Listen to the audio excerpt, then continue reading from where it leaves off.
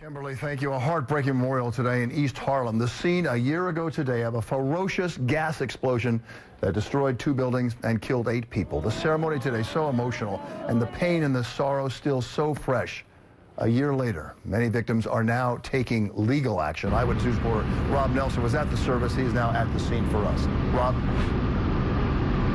Well, Bill, good evening. This memorial behind me speaks so much to the level of grief and to sadness that still exists in this community a year later. But of course, the story doesn't stop there. There's also a legal side to what happened here. So much of this tragedy now headed to court.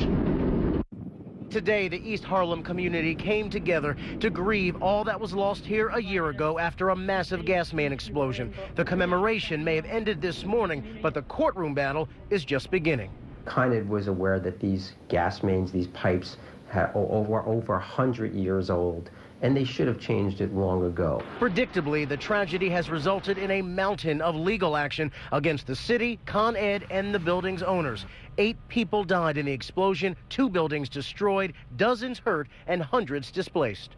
It's only when there's a tragedy that something gets taken care of, and that's unfortunate. Con Ed says in the past year it has increased patrol of its gas lines and worked with the FDNY to improve response time to leaks. In addition to the city, the utility has also already doled out 122 payouts to impacted residents and businesses.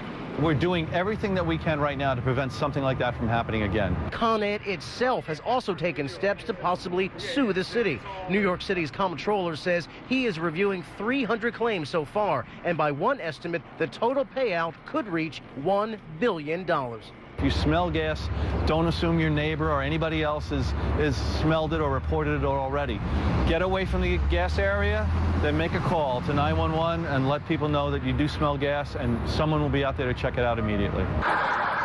The gas main that exploded last year was nearly 130 years old, but the final federal report on the cause of the tragedy is not expected until later this year. That report, though, will certainly accelerate these legal battles.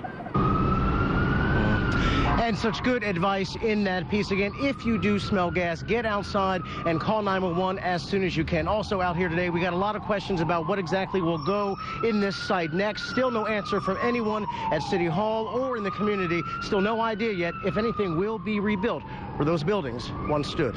Reporting live here in East Harlem, Rob Nelson, Channel 7 Eyewitness News. Rob, thank you.